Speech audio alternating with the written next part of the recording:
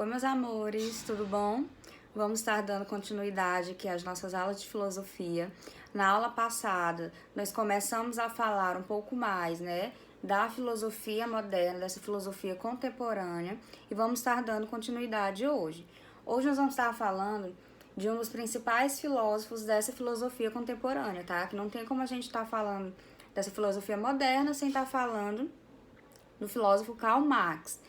Ele foi um filósofo economista, liberal, revolucionário, ele era alemão.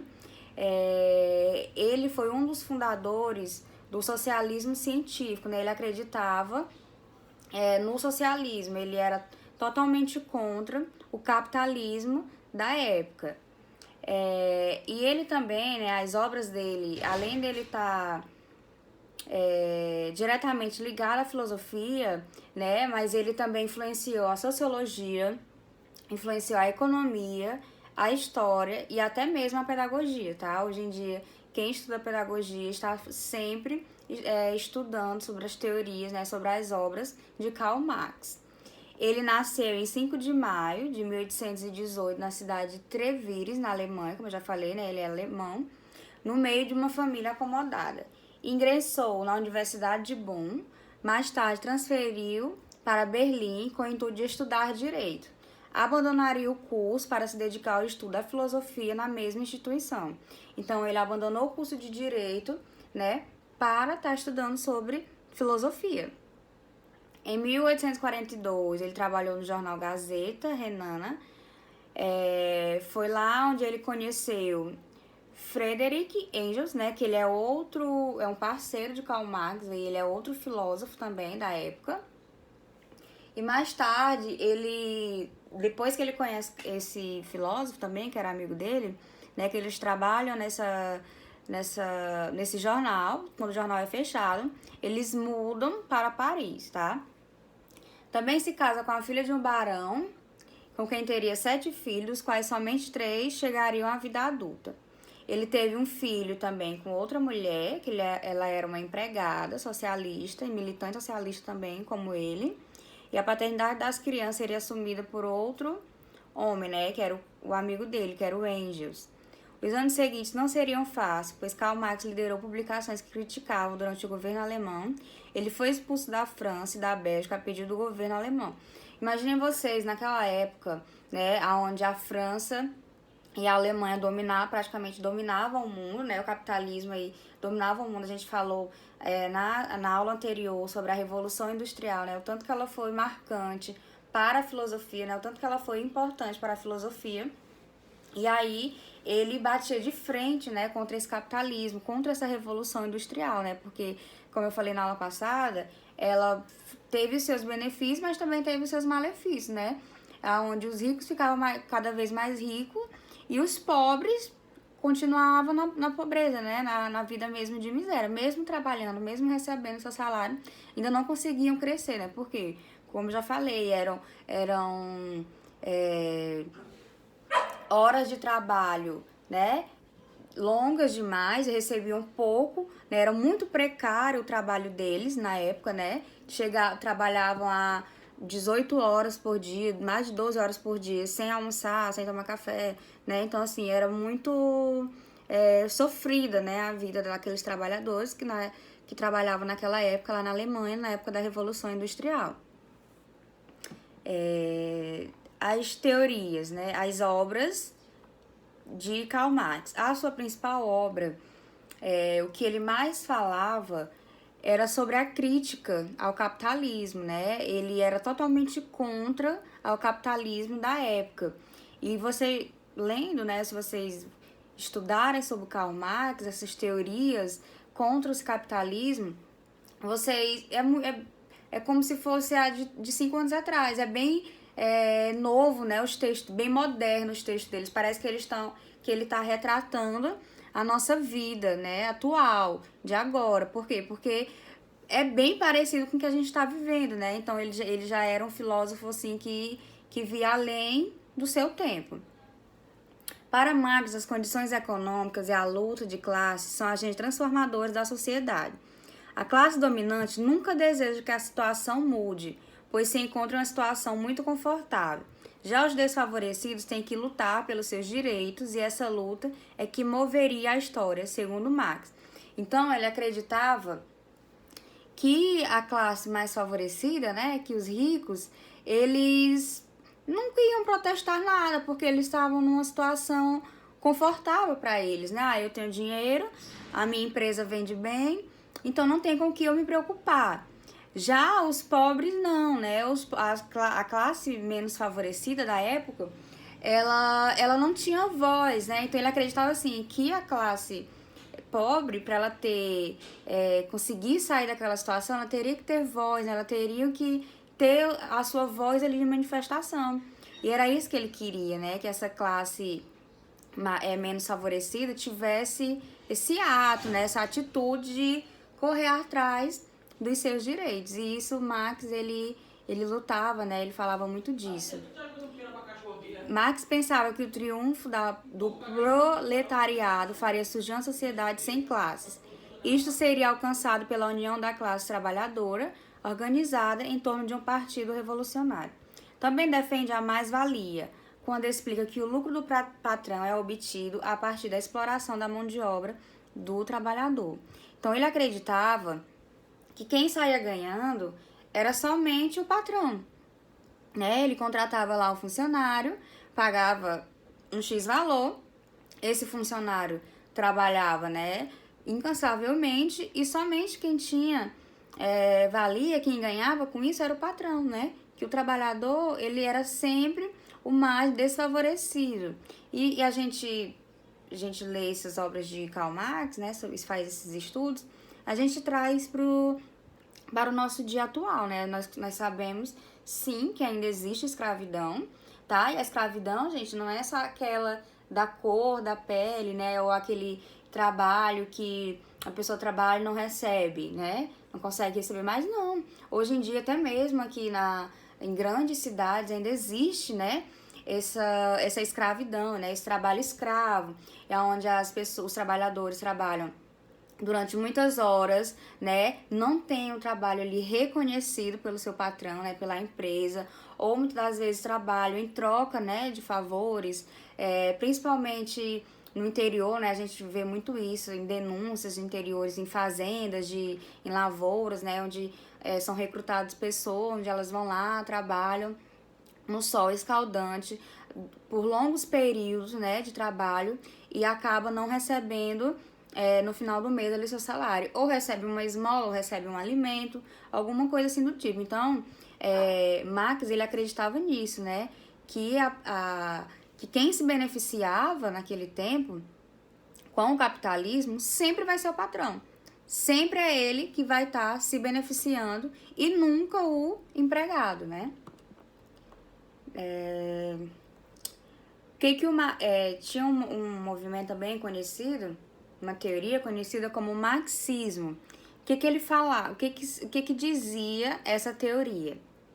As reações dos operários aos efeitos da evolução industrial fez surgir críticos que propunham reformulações sociais.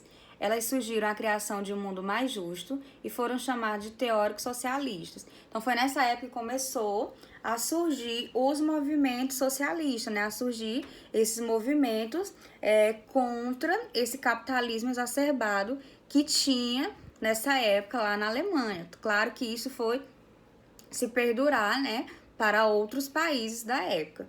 Entre vários pensadores, o mais célebre teórico socialista foi o alemão Karl Marx. Com a passagem pela França e pela Inglaterra, Marx testemunhou as transformações sociais decorrentes da industrialização. Então, foi nessa época da industrialização, principalmente da Revolução Industrial, que começou aí, como eu já falei, já havia dito, essas transformações sociais, né? Onde o rico ficava mais rico e o pobre ficava mais pobre, né? Ele não tinha crescimento, né? Não se via esse crescimento da ala mais pobre. E tem as influências, as teorias de Karl Marx influenciaram a Revolução Russa de 1917, além de teóricos e políticos, entre eles Lenin, Stalin e dentre outros. Gente, esses filósofos também, eles acabavam... O que eles eram eles eram, como é que eu posso falar? O governo não gostava desse lote, porque eles falavam tanto, né? Eles expressavam tanto as opiniões deles, que a população escutava aquilo e acabava acreditando, né? Acabava abrindo os olhos para a época, coisa que o governo não quer. O que o governo quer? Até hoje, né? O governo quer que a população seja o quê? Burra, né? Ele não quer que a população tenha informação, não quer que a população se rebelie, né, contra o governo. É como se fosse aquelas coisas que colocam em cavalo, né? Onde a população tem que estar sempre olhando para frente, né? Não pode olhar para os lados, não pode ter a sua opinião, né? É como se fosse mesmo uma censura, né? A população não pode ter sua opinião. Então, quanto mais burra, né? Mais olhos fechados for a população, 1000 vezes melhor vai ser para o governo, né? Porque ele vai poder mandar e desmandar aí na sociedade como bem quiser. E Karl Marx era o inimigo dos governos, né? Porque ele falava as verdades, né, da época e que não era satisfatória para o governo. Cada um deles entendia a teoria marxista e a buscava adaptá-la à sua realidade específica. Assim temos o marxismo, o leninismo, o socialismo, Moreno e etc. Essas são algumas das obras de Karl Marx. Vários foram os governos que se proclamaram socialistas, como Cuba, Coreia do Norte, entre muitos outros. Até mesmo, hoje em dia ainda tem, né, esses governos socialistas. Vocês são o quê, gente? O que vocês são a favor do capitalismo? Ou vocês acham que o socialismo é melhor? O que vocês acham? Ah, inclusive é uma atividade. Eu quero que vocês gravem um áudio pra mim, tá? De áudio curto, de até 1 minuto. Vocês me dizendo se vocês são a favor do capitalismo ou do socialismo e por quê, tá? Vocês vão colocar lá no grupo até hoje, até as 21 horas, tá? Pra gente fazer esse debate lá no grupo da sala, tá bom? Pra encerrar, né, um contexto final, um resumo sobre essas teorias de Karl Marx. Grandes transformações econômicas e políticas sociais ocorreram na Europa no fim do século XIX no fim do século XVIII e no início do século XIX. Todas essas mudanças foram acompanhadas por teorias e doutrinas que buscavam condenar ou reformar a ordem capitalista burguesa. Estruturaram-se então as teorias socialistas, vinculadas ao novo ramo da ciência, a economia política. A Inglaterra era onde mais se verificava essa mudança. O país adquiriu uma nova configuração social com a industrialização e o êxodo rural, que forneceu a mão de obra das fábricas nas cidades. Quem lembra o que é êxodo rural? Né? Quando a gente está estudando lá na história, êxodo rural é quando a população sai da zona do interior para ir trabalhar na cidade. Né? Hoje em dia, isso ainda existe muito. Foi por isso que as grandes cidades, né? Por isso que hoje em dia existem essas grandes cidades, né? Porque a população saía, né, da sua cidade de origem, né, do interior, para ir trabalhar na cidade grande. Por quê? Porque lá era onde tinha mais empregos, né? E foi nessa época que começou aí essa onda, né, de êxodo rural, aumentar essa onda de êxodo rural.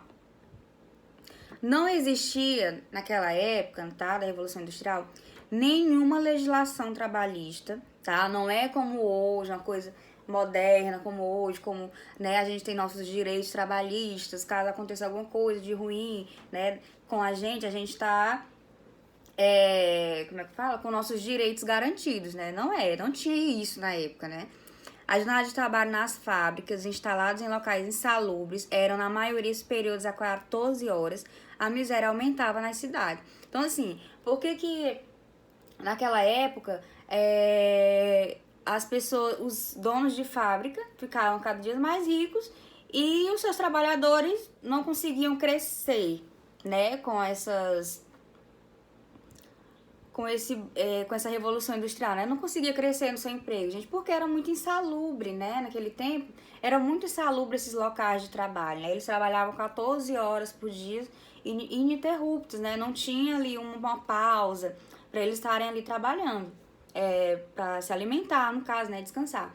Inclusive, gente, tem um filme que ele é em preto e branco ainda, acho que é com Charlie Chaplin, se eu não me engano, muito bom, que retrata a Revolução Industrial. Inclusive, vou até pesquisar o nome desse filme para vocês estarem assistindo, porque ele é muito bom, esse filme, tá? Todo mundo que estudou em filosofia no ensino médio, eu acho que teve acesso a esse filme. Além das condições subhumanas de trabalho, os operários enfrentavam enorme dificuldade na época da guerra. Neste período, a fome se disseminava pelo continente europeu e consequentes elevados preços dos gêneros alimentícios. Mais grave ainda era o efeito provocado pelo emprego cada vez maior de máquina no processo produtivo. Com isso, o trabalho humano fica sujeito a receber uma remuneração cada vez menor. Então, foi nessa época também que o grande número de máquinas aumentaram, né, nas fábricas, e a mão de obra humana foi ficando mais desvalorizada, né? Se tinha máquina, preferia colocar a máquina do que pagar a mão de obra humana, né? A máquina daria muito mais lucro, fazia as coisas muito mais rápido, em menos tempo, do que os humanos, né, do que nós. O descontentamento só aumentava à medida que cresciam as razões para os conflitos, pronunciando uma revolução social. Surgiram as primeiras organizações trabalhistas, tá? Na época, que foram as trade unions, que buscavam organizar as lutas da classe operária, sendo vistas como organizações criminosas pelos industriais. Pronto. Nós terminamos agora, tá? Esse módulo, essa aula falando sobre Karl Marx, e a atividade vai ser essa. Eu quero que a gente comece um debate, tá? Lá no grupo do WhatsApp, sobre se vocês são a favor do capitalismo ou contra, né? Ou a favor ou contra do socialismo. Eu quero que vocês coloquem, tá? A opinião de vocês, o porquê que vocês são a favor ou contra essas duas coisas, tá bom? Esses dois temas. Beijo, até a próxima.